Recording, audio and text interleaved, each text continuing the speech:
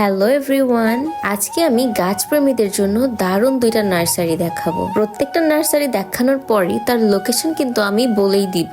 তাহলে চলুন শুরু করা যাক।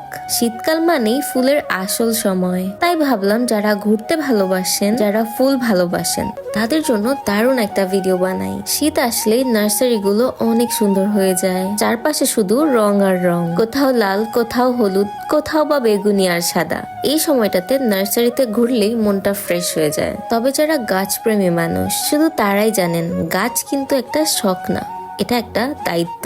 এই শীতকালটা গাছ কেনার জন্য বেস্ট সময়। এই সময় ফুলের যত্ন নেওয়াও তুলনামূলক সহজ।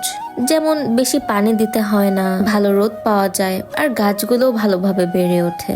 শীত মানেই ফুলের রাজ্য, আর এই নার্সারিতে পাওয়া যায় অসংখ্য সুন্দর সুন্দর ফুল। নার্সারি গিয়ে ফুল কিনতে হবে এমন কোনো কথা না, এই দারুণ জায়গাতে একটু ঘুরতেই যেন অনেক ভালো লাগে। এখন যে নার্সারি দেখছেন এটার লোকেশন হলো ব্র্যাকমোরে, যেটা উপপরিচালকের কার্যালয় আর কি। আমি সিঙ্গা বাজার থেকে অটোতে ব্র্যাকমোর নার্সারিতে যাব বলেছিলাম। সিঙ্গা বাজার থেকে এখানে আসতে পার জন 5 টাকা করে নেয়। এবার চলে এসেছি দ্বিতীয় নার্সারিতে। তুলনামূলকভাবে এই নার্সারিতে অনেক বেশি চারা দেখলাম। স্বামীর নার্সারিতে প্রচুর কেনা বেচা হয়, তাদের অনেক রকমের গাছ আছে। ভিডিওতে আপনারা ফুলগুলো দেখতে পারবেন।